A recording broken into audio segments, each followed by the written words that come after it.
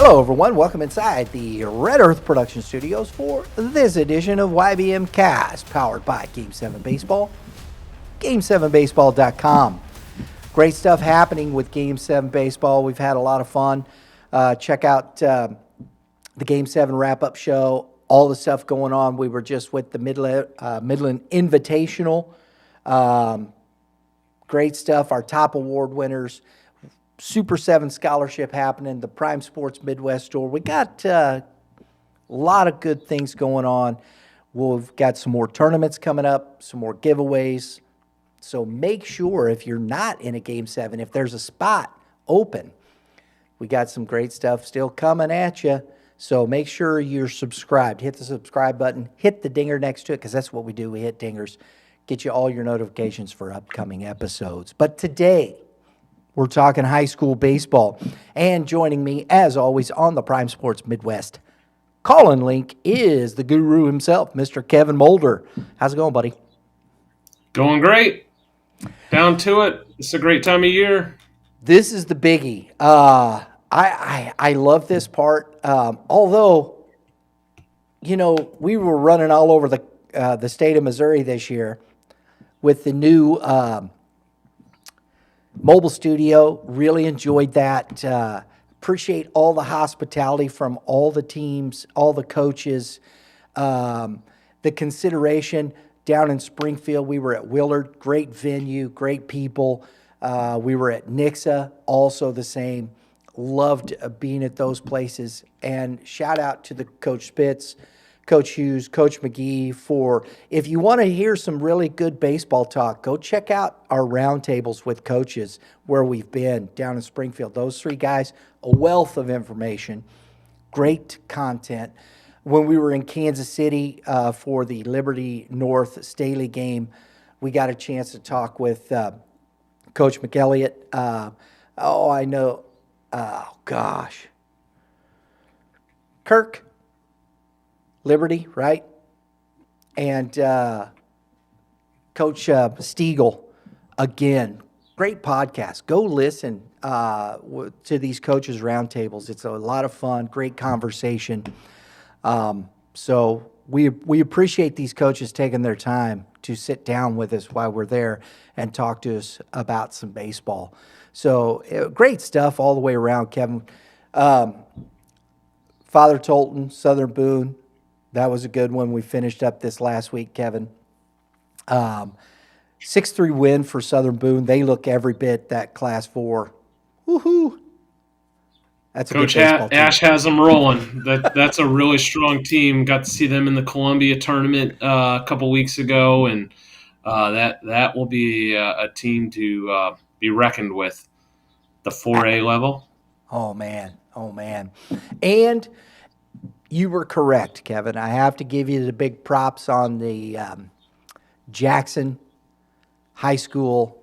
That is the best venue we visited. No offense to, there's some great venues. Nixa was really good. Willard, great venues. Liberty North, their place is beautiful. But Jackson, that's a minor league ballpark. It's a fun atmosphere. It's a throwback for sure. They do it right. Oh man! And to Coach Roach, his wife, she's there, man. You guys got everything you need, and just great people. It was a lot of fun. Big shout out. I know to the AD Matt. I'm gonna just say it because right off the top of my head, I'm gonna butcher his last name. Rodermeyer. There it is. Boom, got it. It was just a lot of fun. We will definitely go back to Jackson, call a game. It was great down there, and they got a win against CBC 5-3. Got to see JP Sauer pitch for the first time. Wow, that kid is electric. If you got to face that Jackson team and you got him on the mound, good luck. And speaking of which, Kevin, that's where we're starting today. District 1. Okay. Class 6. The number 1 seed, Jackson Indians. Every bit, I think, the number 1 seed. But this district is not going to be easy for them, is it? No, Jackson will have their work cut out for them. I really like the top part of this district, and the top four seeds. We just talked a little bit about Jackson, which we can circle back on here in a minute. The 2 and 3 seeds in this bracket are very dangerous. Seckman has one of the best offenses in the entire state. Ryan Bradford, the K-State commit, having a monster year. Hayden Boyd, Connor Day, Nathan Higgins can really swing the bat.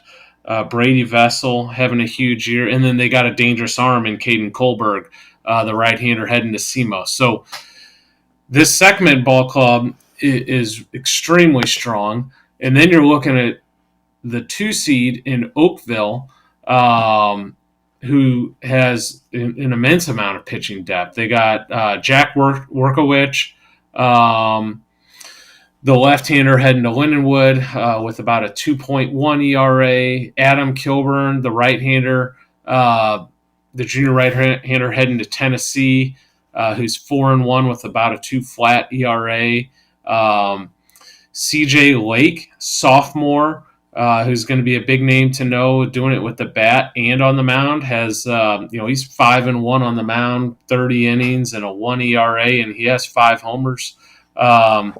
This is a talented group. Adam Zahenley, another young guy they got up. Not as many innings, but 24 innings and a 1.5 ERA. So this is a good group. Gabe Husling, so there's who's having a big year offensively for him. I like this bottom part with this 2-3, Oakville and Seckman. That's going to be provide a stiff challenge, I would say, for Jackson. And I also like Lindbergh. Lindbergh was one of our surprise teams early in the season. They ripped off a ton of really quality wins. Then they kind of fell flat for a little while, but that's a dangerous group. That Lindbergh team is a really good team, which is going to provide Jackson plenty of challenge. They're 17-14 on the year. At one point, they were 11-3, and they were stacking up wins versus some really good teams. So if they can find that again, the magic they had going early in the season, that's going to make them a tough opponent. What I like about this district here, Kevin, is all these teams you're talking about. Here you go. The number 7 seed, Melville, 14-10. Number 6 seed, Poplar Bluff, 19-11. They're not going to be easy. Fox, 17-9. Got to play Lindbergh. So you've got 5, 6, and 7, all with winning records. It's probably one of the deepest districts we've seen as far as wins and losses and opportunities for teams to maybe, if you're not on, you could get beat. Yeah, no question. In terms of record, it is an impressive district in that, and I agree with you on that. I do see this as kind of a four. I like the top 4, like I said. That semifinal matchup, assuming it happens, between Oakville and Seckman would be an interesting matchup and a fun one, to say the least. So, but Jackson has kind of been the class, I would say that. But I think Jackson will be my pick in this district.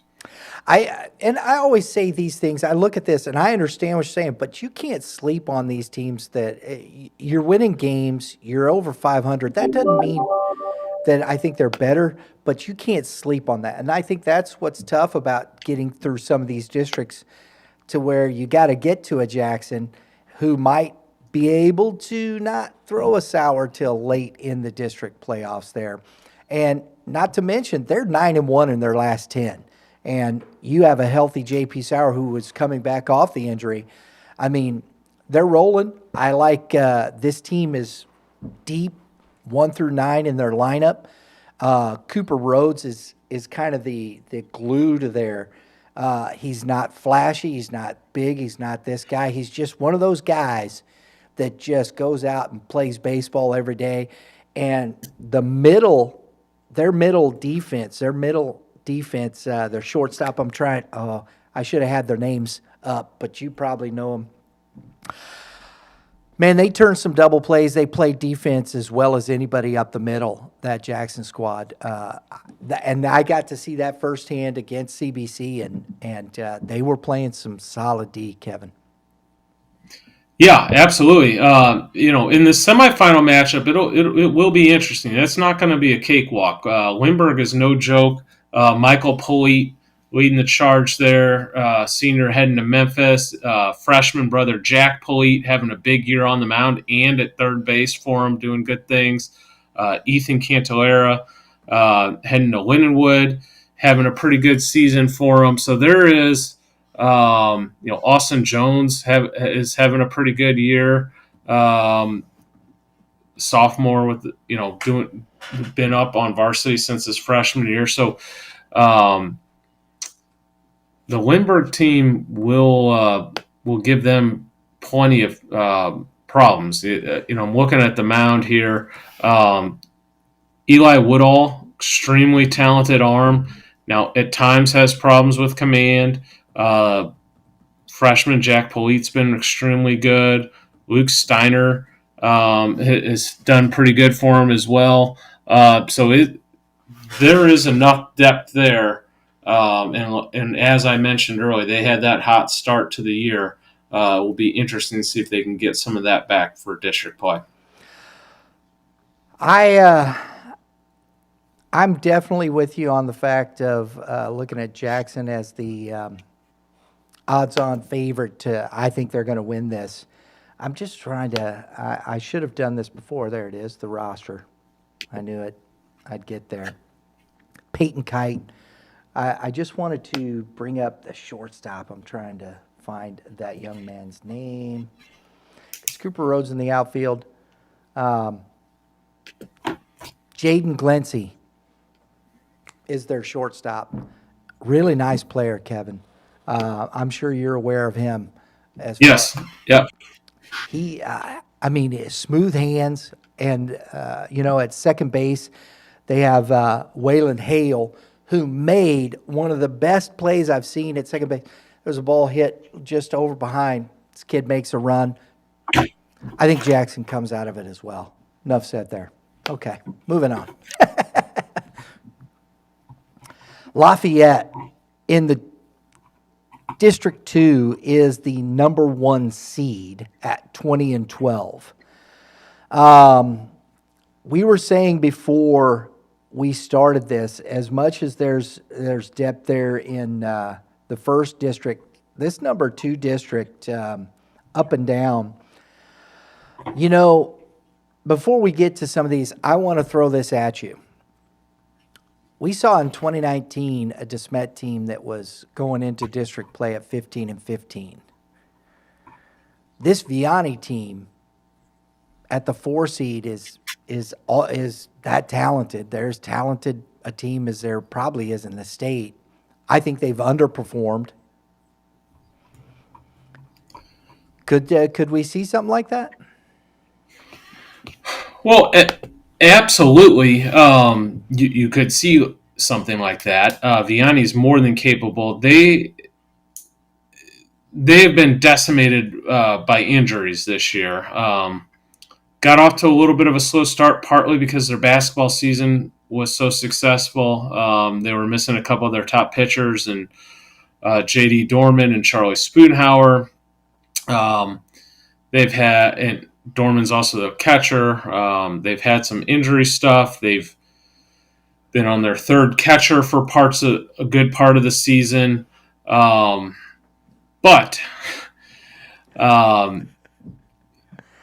they have Trey Jezorowski, Nolan Jarowski. They got Riker Benz.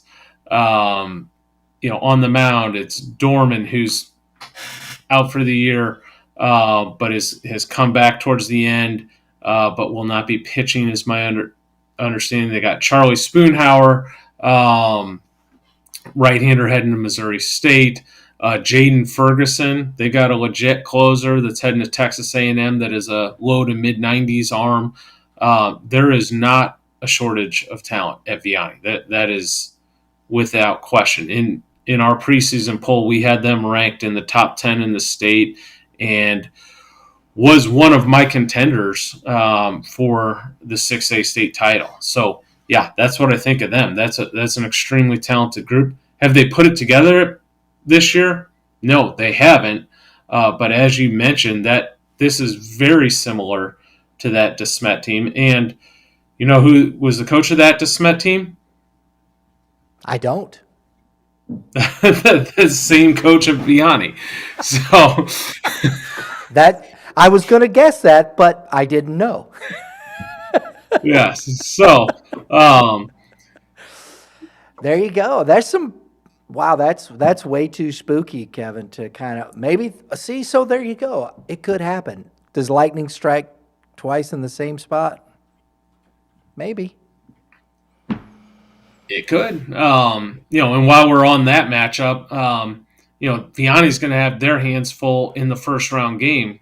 Kirkwood's had a very solid year. They have a junior left-hander named Owen Nesledge, 6'6" left-hander that's had a monster season, that has some big wins, just beat Eureka last week. In a lot of depth.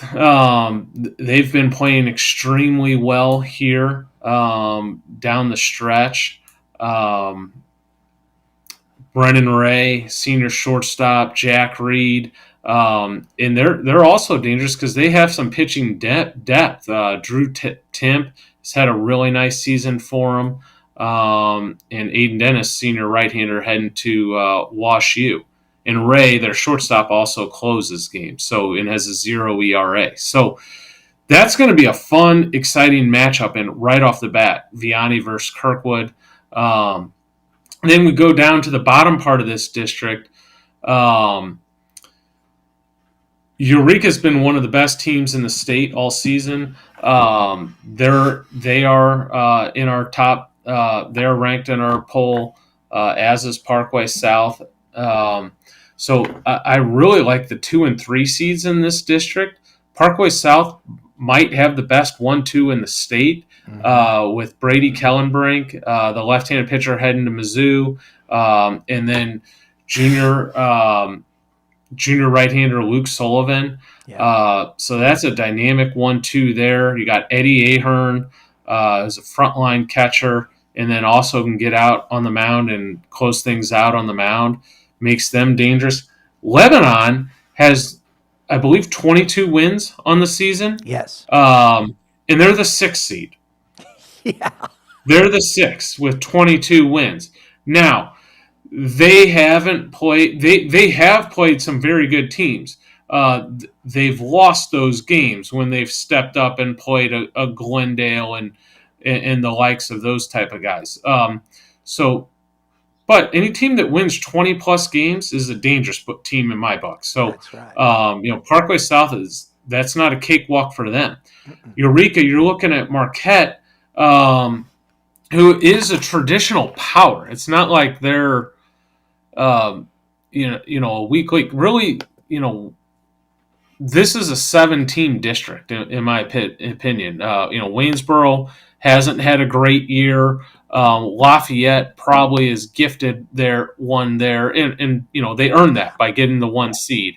But beyond that, I don't think anyone can sit there and feel extremely comfortable with their matchup. And Kevin, with these matchups like a Eureka and Marquette, a Lafayette, there's some serious rivalry thought process through all these. They don't like each other. And so they're always. I mean, there's some vehemency in these matchups. So I think that's what makes it even extra on top of that, don't you? 100%, yeah. And these there's a little new blood or strange blood in here with Lebanon and Waynesville, but all the other teams know each other and know each other fairly well. Looking at the 2-7, I'm assuming Aaron Aiken will throw for Marquette. He threw a no hitter earlier this year. Oh. So he more than capable. They have a couple nice younger players in Kate Throneberry. So it's going to be an interesting district. I've seen Lafayette a couple times. I've seen Parkway South. I haven't seen Eureka play, and some of the others.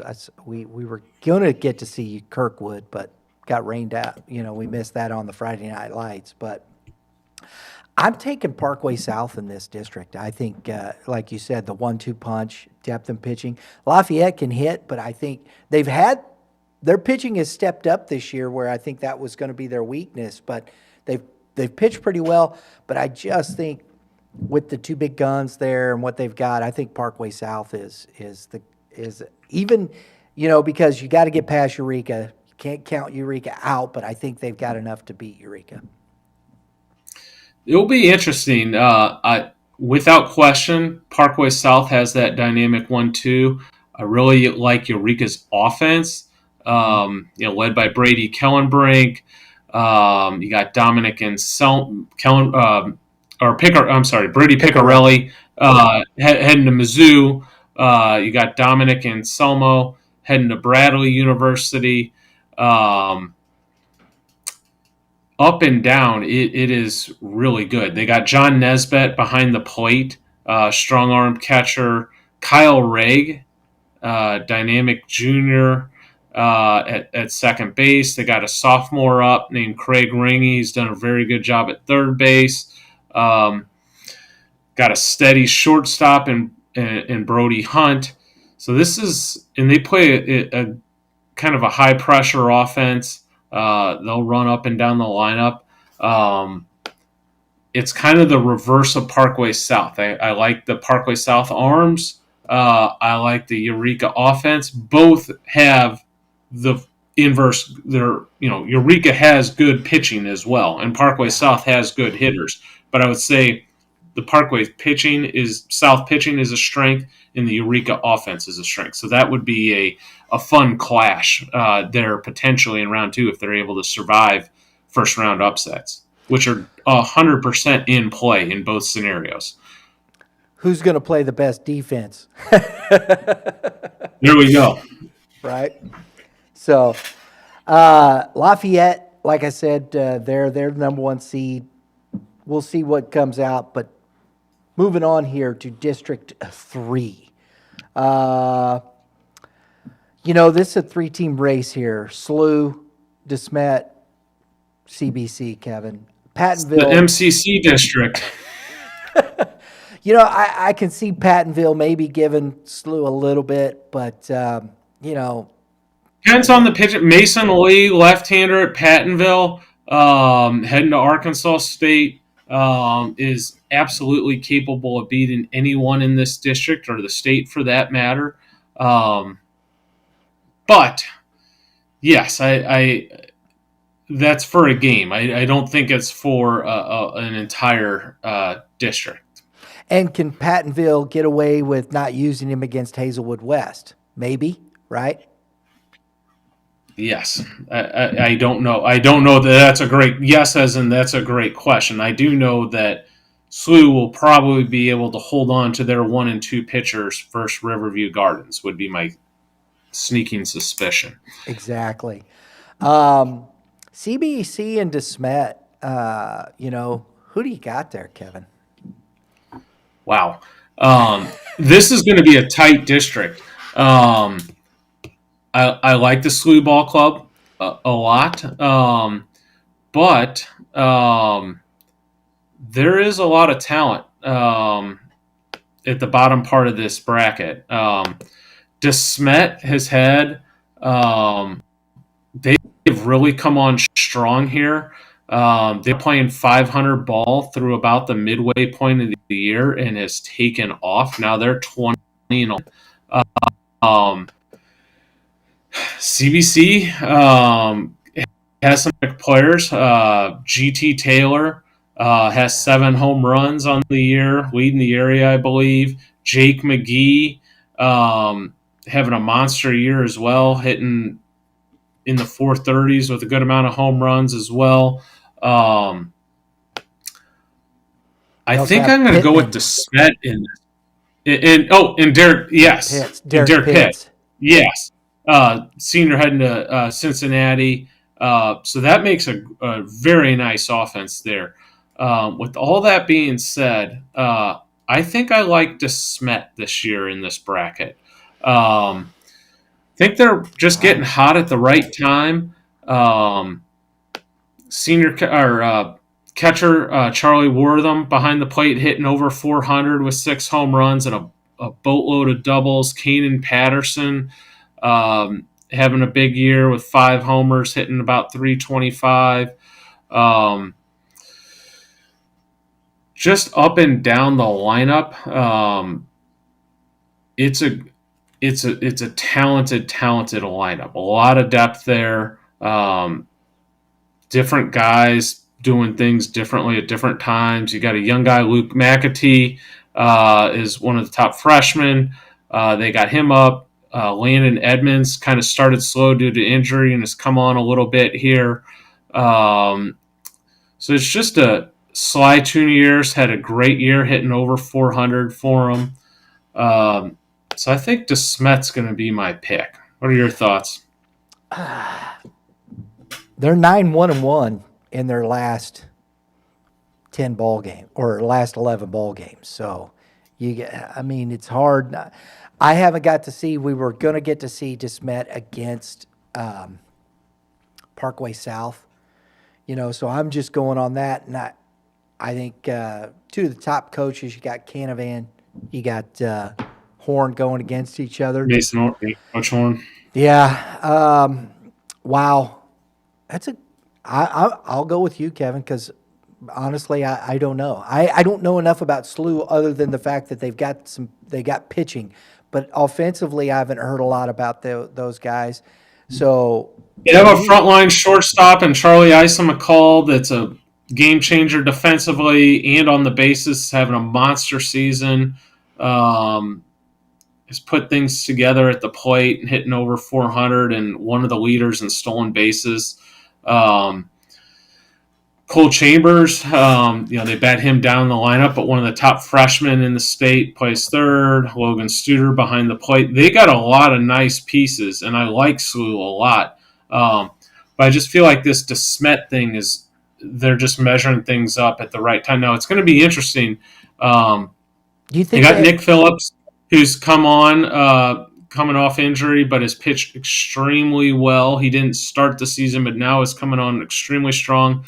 Um, One thing to keep an eye on, they have a dynamic freshman on the mound named Brandon Ott. Oh, Tall, lean right-hander that's been up with them all season. He's 5-1 on the mound.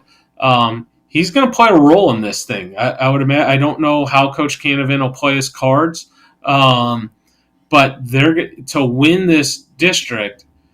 They're going to have a freshman start a game. Would be my guess. So it will be fun to see how they play that out. Whether they do that in a first round matchup where they think they might have an edge over a Rittner team, or if they play it more traditionally in the third game which would be the championship. So be interesting to see how they run things out. pitching usually wins out, as you say. I think so, and I think that's where CBC is not quite probably got as much depth there. And shameless plug here, I got to do this, Kevin. We got a chance. It was a player spotlight in our winter workout tour. We got to sit down with Dylan Curtis and Brandon Ott at LPA. And Mr. Ott, he's quite the character. He told one of the best stories I think I've ever heard. So if you want, I'm serious, it's a lot of fun. You got to go check out that conversation with Dylan Curtis and Brandon Ott. It's hilarious. I'm not going to spoil it. You got to go watch it. I do think you nailed it with CBC because I really like their offense. Mm-hmm. Um, if their pitching answers the bell for this next week, then they're in business because their offense is they can It's hit. good. Yeah. Yes. And then you got not only that, we talked about GT Taylor, Pitts, and McGee, but Tyler Ellis right in the middle of that too. It's tough. Yeah, absolutely, and he's having a good year. He has 10 doubles, heading to Lindenwood. And that's I didn't even mention him in the first go around because you got so many names to bring up. But yeah, that's the type of depth they're rolling out. Exactly. So, um, again, that's what I agree with you. I mean, pitching usually wins out, and DeSmet's got that a little bit more there. So I think that's where we're looking. And I don't think SLU has the offense to compete there in that respect. So that's through District 3. We come to District 4, which is the GAC portion of our show. It's your wheelhouse here, Brian. Oh man. I honestly, this is the GAC conference, and it's the GAC South less 2, and you just add a couple of GAC Central teams in it, which there you go. In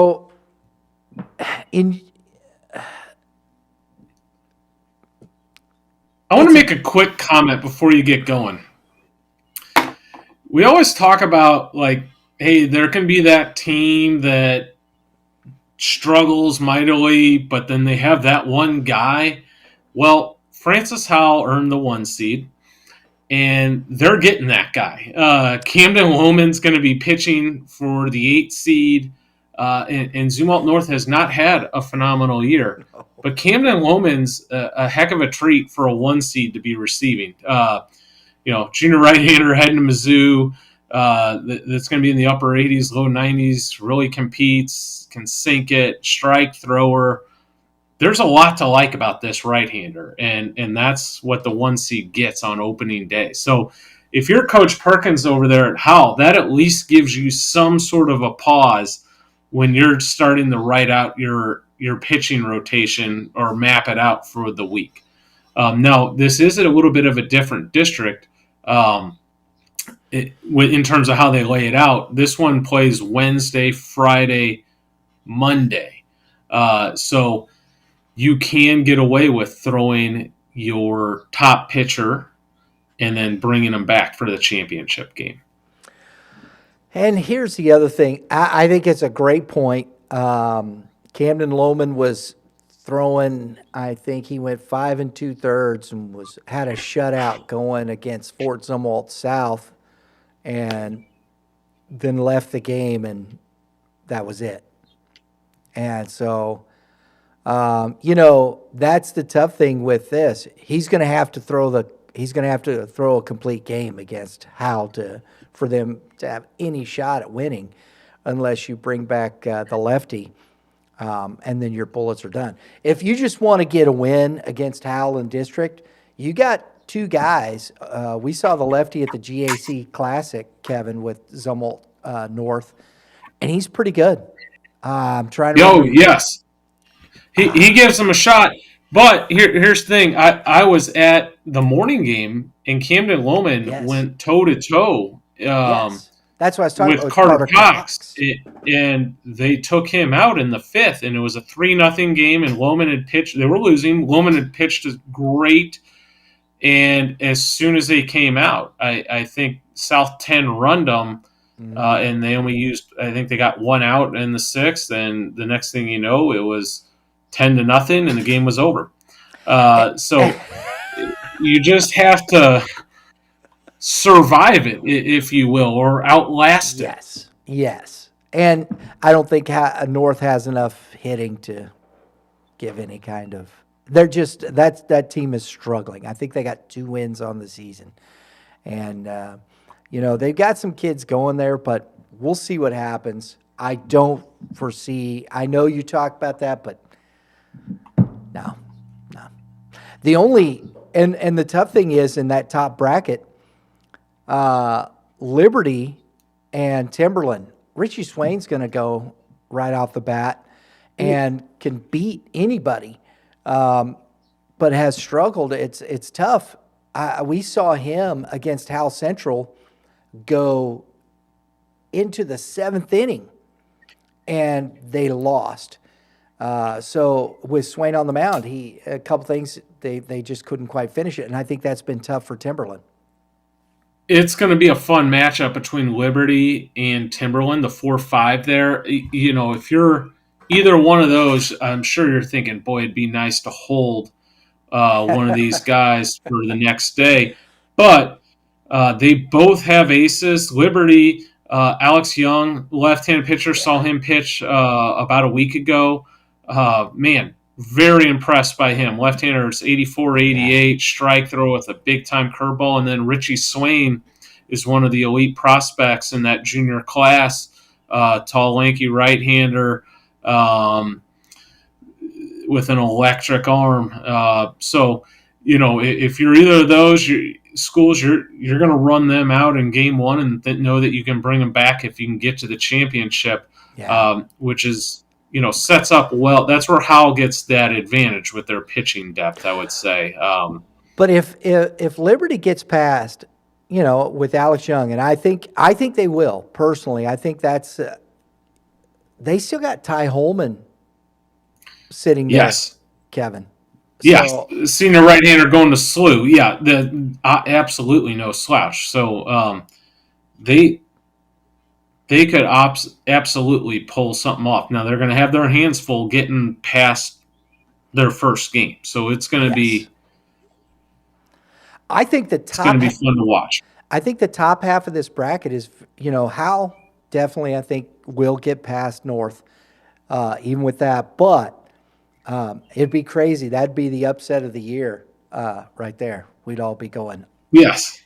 Yeah. But I think – Timberland can win this game with Swain. I'm not counting them out, but I think Liberty sets up pretty well with Young and Holman, and is not going to make it easy for Hal to get to that championship game there. That's my thoughts to it. I think that's good. And then at the bottom, Hal North, they can give you some fits. They're not just they're a solid team. They play hard. I don't foresee them beating West, but the Hal Central Troy Buchanan, I think, is going to be a knockdown dragout. I think that's going to be a seriously contested game. I think Hal Central moves on, and I think Hal Central can beat West. They have done it already this year. Can they do it in a big moment here? I don't know, but it's not like they can't.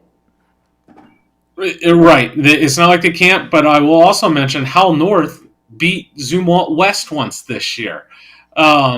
So, if you're the one or the two, and I've been in that spot before, the head coach's mind's going to be like, oh my goodness, we split with these guys early. And Coach Perkins will be like, man, we're facing one of the better arms in the state in round one.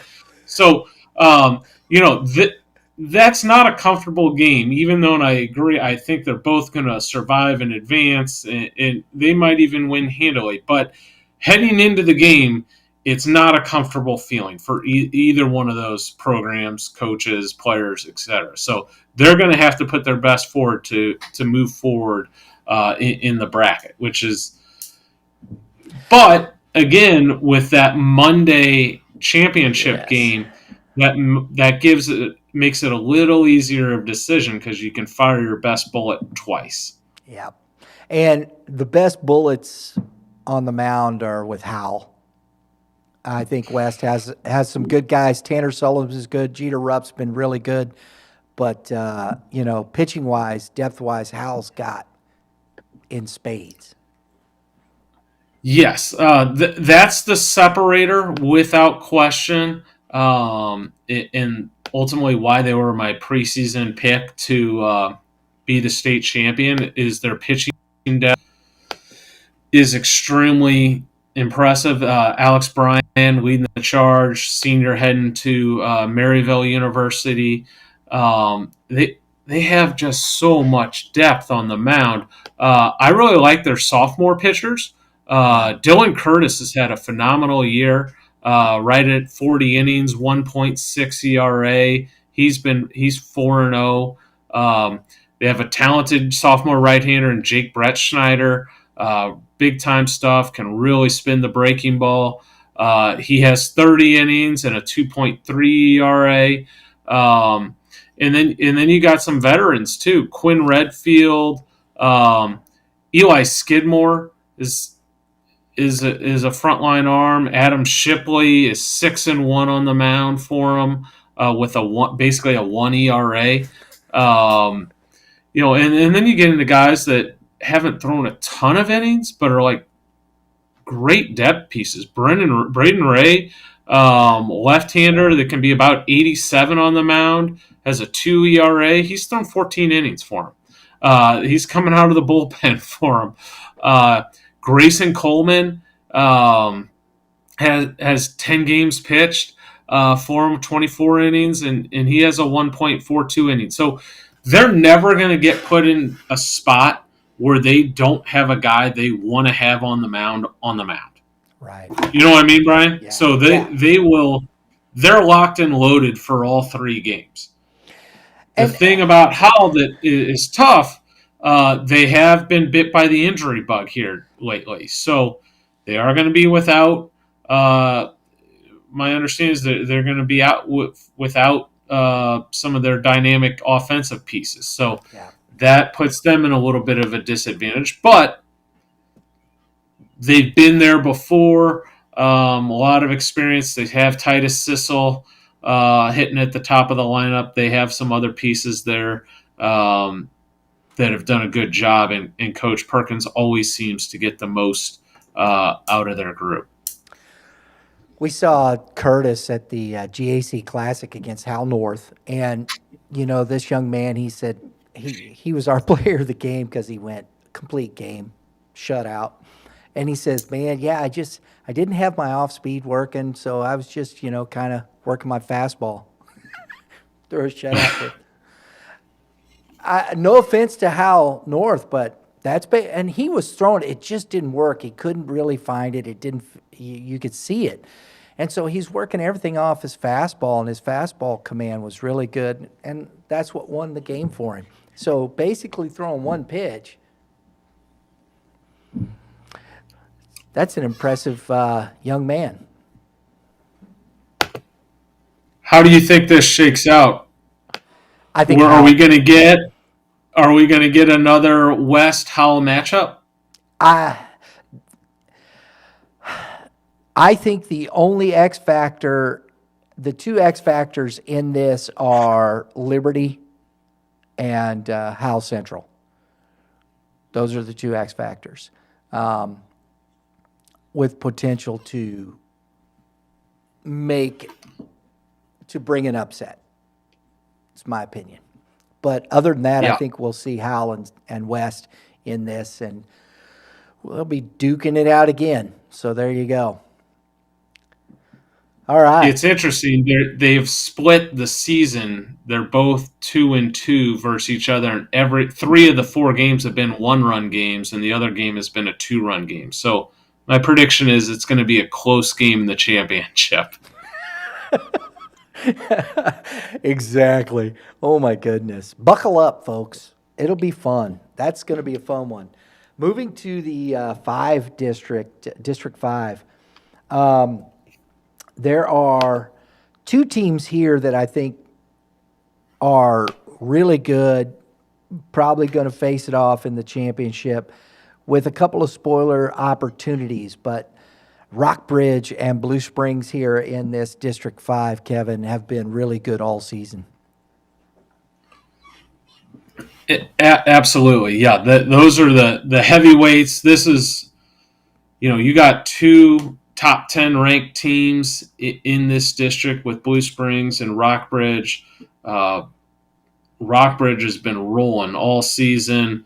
Got to see them in the middle of the season. Really, really good group. Well coached. Blue Springs has a ton of talent. One of the best left-handers in the state in Cole Gibbler. this is going to be a very fun district. I do like Blue Springs South as well. Yeah. We saw them a couple years ago in the Final Four. They still have Grant Hollister there, senior, one of the top bats in the state. Senior heading to Indiana. So this is going to be an interesting one. This is one where I'd really like to be at the championship game. Right. I agree because it's been that way. I haven't followed Rockbridge as much. Sometimes, like I said, just in the you get to see a little bit more, but just trying to find information about these teams sometimes is just absolutely difficult. And it's hard to follow them. A lot of it you can do is on Misha. And Rockbridge, they've won 5 out of their last 7. They lost to Staley and CBC, but then Fatima, Willard, Blair Oaks, Kickapoo, all wins. So, it's interesting. You've said this before, Kevin. A lot of these teams, they beat each other up over there on that west side pretty good. And so, it's just almost attrition at this point. Yes. Yes. Rockbridge plays a phenomenal schedule, year in, year out. And the other thing that spices this district up is if they can survive their first round matchups, you get a real huge rivalry with Blue Springs and Blue Springs South. So you never know what's going to happen in a rivalry game. Now, in Blue Springs is going to face Battle. Battle has one of the top arms in Tyler Putnam in that sophomore class. Tall, lean right-hander that's, 88 to 91 and going to be a big-time prospect in the coming years. They should be able to withstand that. Should be able to overwhelm them roster-wise up and down. But, again, scary matchup to face an arm like that in round 1. What do you think? I think the 4 or 5 matchups intriguing. Green Valley, who's won a state title in Class 5, I think it was 2021, if I'm not mistaken. Yeah, it was our first year. Yeah, and the playing Smith Cotton, who's been. They got a big time catcher, Kendall Hagedorn. Big time bat, can swing it. I think I like Green Valley in that matchup. But ultimately, I do think this is going to be a Rockbridge Blue Springs battle. It's going to be interesting. This one, as opposed to that Howell Zumwalt West District, is a Wednesday, Thursday, Saturday. So how Blue Springs lays their cards out and how Rockbridge does is going to have some implications there on the championship game. Very good. So no upsets there for Green Valley, huh? I don't believe so. I think this is going to be this is a coin toss district. I think I will take Blue Springs in this district. Gotcha. All right. Fair enough. Let's go to number 6. This one here, Kevin, in District 6, it was strange because Glendale didn't just start off big, but, man, down the stretch, Glendale has been quietly, you watch them, because we're up here and we got all this, and we talk about Kansas City, but Glendale down that southwest part of the state, Glendale finished the season at 23-5, and they're riding a 7-game win streak. They're beating a lot of people. That's a team that I think could be very, very, very difficult team to beat long term, and I think will come out of this district. Yeah, I would call them the heavy favorites. They have an extremely talented roster. Sebastian Norman, Oklahoma State commit, one of the more talented players in the state. They got Mark Ross, third baseman, heading to Central Arkansas. Um, and then they got a left-hander named. Um, I'm sorry. They have a left-hander named Drew Wedgeworth heading to Missouri State. High pitchability guy. Um, there is a lot of talent on that Glendale team, and I would agree with you. That would be my pick in that district. But Republic's more than capable. Cade White on the mound for them. Nixa was in the state Final Four last year. Extremely talented roster, and I'm looking at the district setup here, and this is also a Monday, Thursday, Saturday district. So plays a factor. Oh, it's Wednesday, Thursday, Saturday, right? Wednesday, Thursday. Would I say that incorrectly? Yeah, you said Monday. That's okay. Yeah, I'm sorry. No, Yeah, that's all Wednesday, right. Thursday, Saturday. Nixon, of course, has Caden Cloud and Wyatt Vincent, two dynamic sophomores that are from last year's Final Four that are now juniors. So plenty of experience of with high level players that have been there and done that, and back for more as juniors. I think Nixa, Ozark, the top four teams in this district are really good. Ozark can play with anybody, and they've proved it. So it's not good. Ozark is very impressed. They got a good. I saw them earlier this year. Hudson Roberts, one of the top guys in the state. They have a right-hander named Cooper Pumphrey. So that could be a potential scary matchup there in the second round for Glendale, assuming Ozark can get past Kickapoo. Exactly. And not to mention, folks, you got to remember, Glendale was in Class 5 last year. So not only are they 23-5, but they moved up a class. That, to me, is just impressive in itself. My goodness. And they're beating everybody except for 5. And they're not playing no chump change schedule. They're playing. They've gone out and played. I think they took a sweep from Rockbridge and Francis Howell a couple weekends ago. I saw, and so it's not like they're beating the top teams in the state as well. I saw them last year in a sectional game get eliminated by Jack Noby. So I think their strategy was we'll just go up it to 6A to ensure we don't have to see Jack Noby. So we'll see how this plays out for them this year in the postseason. I love it. Oh my goodness. So I think Nixa is right there. Nixa can win this. I mean, like you said, Republic, Nixa, Ozark, they can challenge. So this is, I think, I think Glendale is the favorite, but don't count out those 4 teams. And I think Nixa can be, I think it's going to be Glendale Nixa in that title game, which will be a lot of fun down there.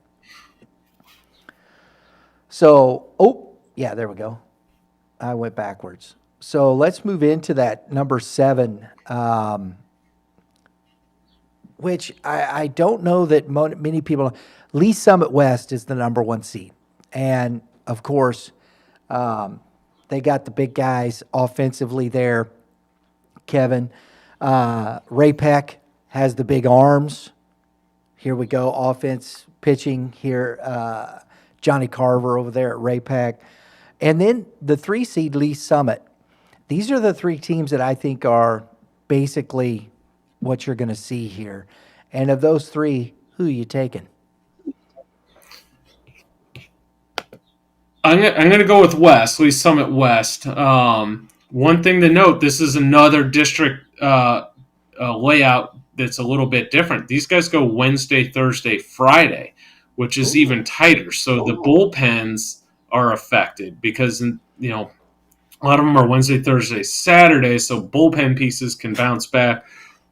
This one, that makes that interesting. But the Lee Summit offense is extremely talented. You got Drew Dickerson, Jackson Aiken, heading to Oklahoma. Um, both on the infield, both big physical bats. I do like the Lee Summit West team. They're in our top 5 in our state rankings. Ray-Pec is going to be dangerous. They have pitching. I don't like this format for them that it's 3 games in 3 days. Makes it a little tougher in terms of saving aces and whatnot for a championship game. So that's one where the coach will earn his money, figuring out how he's going to lay out these the arms and see how that plays out. And can Ray-Pec get past Lee Summit? Lee Summit this year, Kevin, 21-15. They've had a good year. They've had some good wins. Not going to be an easy one for Ray-Pec. I think that's going to be that semifinal matchup in the bottom of the bracket. I would 100% agree with you. I do think they will survive that, but maybe I do like Summit. I see a clear path for them in this district. West. So, Summit West, yeah, absolutely. Last but definitely not least, we've dubbed our District of Death from the last few seasons. Probably not as brutal as it has been, but Kevin, the top 3 teams here are as good as it gets in the state. Yeah, I don't know about the depth of the district, but certainly at the top, I would have to say these have the strongest top 3. They got 3 teams that are in our top 15. In fact, Staley and Liberty North are new number 1 and 2 ranked teams in the state, and Liberty is number 14. And there's no secrets with these 3 schools. They've all played each other. They've all beat each other. This is going to be a lot of fun. Now, Liberty North is going to have a nice edge in the fact that they don't have to play one of those teams until the championship game. So they're going to play the winner of the Oak Park Hill game, and Liberty and Staley are going to match up presumably in the second round there. So, and this is one that is a Wednesday, Thursday, Saturday game. So you would think that Staley and Liberty are going to both throw their aces in that semifinal game. Staley has a ton of pitching depth and just a ton of depth overall. Liberty North is our back-to-back state champions, guys that are absolute winners. This is going to be a lot of fun to see how this unfolds. And, you could – Oh, man. The championship game is going to be like a state championship game in this district. And even the semifinal game is kind of like a Final Four touch. Yeah. So certainly a sectional match. I got a chance to see both Staley and Liberty North this year. Staley, you've talked about the depth, this team, whatnot, and we saw Earlbeck shut out a very good Liberty North offense. If you've got that kind, but Liberty has been, just playing such good baseball at the end of this season, getting wins against these teams and whatnot. It's just amazing. I don't know who's going to come out of this, honestly. I really don't, Kevin, because all 3 of those teams could win this district, period. That's just it. Absolutely. None of it would surprise me. And I feel like our state champion is going to come out of this district. I wish I could tell you who is going to win this district. Yeah. But I'm going to go with Staley coming out of this district. They've had a lot of these players up for multiple years. Some of them since their freshman year. They're big senior class now. Coach Dave Wilson's final ride. I think Staley gets it done in District 8. And then here's my next one. I think they're going to be the eventual state champions in 6A. The only thing, and Which I was is a going to say switch that. from my preseason pick. I think the injuries at Howell gives Staley the edge there when we match up down the line in the state. I'm going to take Staley too, just because I think, it is Coach Wilson's last year. I think these kids, I think they're on a mission. And if you've met Coach Wilson, he's just one of the nicest people. He just is. And I got to meet him face to face. We've had him on the show a couple times, but get to talk to him. Just a genuine guy, Kevin, right? Oh, the best. Yes. And now I will also bring up not only the back-to-back state champions in this district, the District 8 owns the last 3 state championships here because Liberty won it, led by Carson Milbrandt 3 years ago. So there's some history here out of this district. So Staley hasn't had a run at it here the past couple years, so I think it is their time. Okay, so here we go, Kevin. District 1, I'm taking Jackson. Good with that? You got that one too, right? Yes. Yeah. District 2, I'm taking Parkway South. Who'd you got? Were you with I'm going that to one? recuse myself. He's not picking in District 2. I like that. District 3, I know you had DeSmet right there, correct? And I Yes. think it'll go with you just the pitching wise. District 4, I'm taking Howell. Boy. You're not sold on that, are you? No, I am taking Okay. Howell, but Okay. it's going to be a war. I mean, the West is right there. I know. And, even the second round game for Howell is going to be interesting. I wouldn't be But surprised. I wouldn't am be going surprised. to take Howell, but Zumwalt West could absolutely win the state tournament. Absolutely. Absolutely. I'm going Blue Springs in District 5. That was my pick as well. Okay.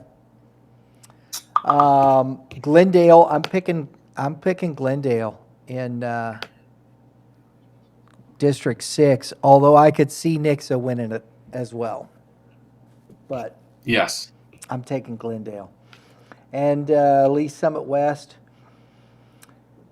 yeah, it's pretty obvious in District 7. I don't think I think they're the best team. I'm going to take Liberty in District 8. They're just playing really good baseball right now. No offense to I could see Staley in it, like I said, but just watching these teams, I'm going to do that just for giggles. Although I'd like to see Staley do it for Coach Wilson. I think that will be, there you go. But there you go, Kevin. And I think Francis Howell is still, with the pitching, the team to beat. They have the arms and they have the experience. They were so close last year and came up just short. And it was more Liberty North And than Howell coming up short. That was a phenomenal Liberty North team last year. And the one thing that is interesting to me about that with Howell is the X factor, and I've got a chance to talk to him. I think he is Titus Sissel, because it's his last go around. He's been there a couple times. The injuries to Humbert, Jackson Vaughn, I think, and I know they had the loss to Zumwalt South, but even with those injuries, they have continued to win and win against good competition. I think Sissel has that team on his back. They're playing good baseball. Guys are stepping up at the bottom of that lineup, guys that you may have not heard before that are playing ball. I just think they've taken it upon themselves. No, we're not going to. I know we're missing the guys, but we're going to keep playing, and they have. 100%. They've been on fire here recently, save this last game, which we've talked about that before the show. You never know, exactly how things are going to go. A game before, at the end of the week, you're trying to prepare for districts, etc.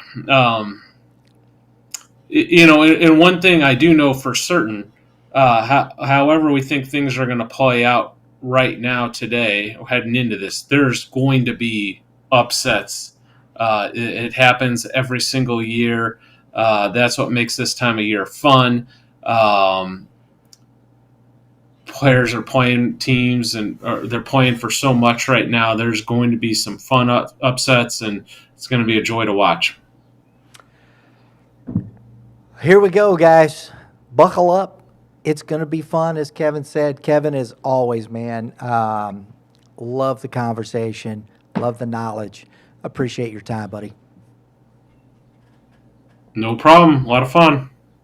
Folks, again, see in that box below there, comment. Tell us who are your winners. If you're a homer, go ahead and throw it in there. We're okay with that. I'm a homer too. It's high school baseball. You should be a homer. And folks, in that District 2, when he recused himself, he did that on purpose. He's not going to give up on his guys from Kirkland. You know that. I love it. See?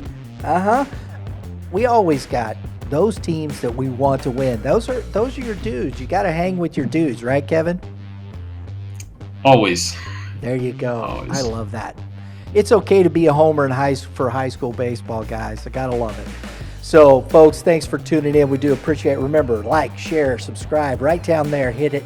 Hit the dinger next to it. That gets you all your notifications for upcoming episodes such as this. We got some great stuff coming up. We appreciate the support. Everybody have a great day in the Lord. Kevin, give the pitchers some advice.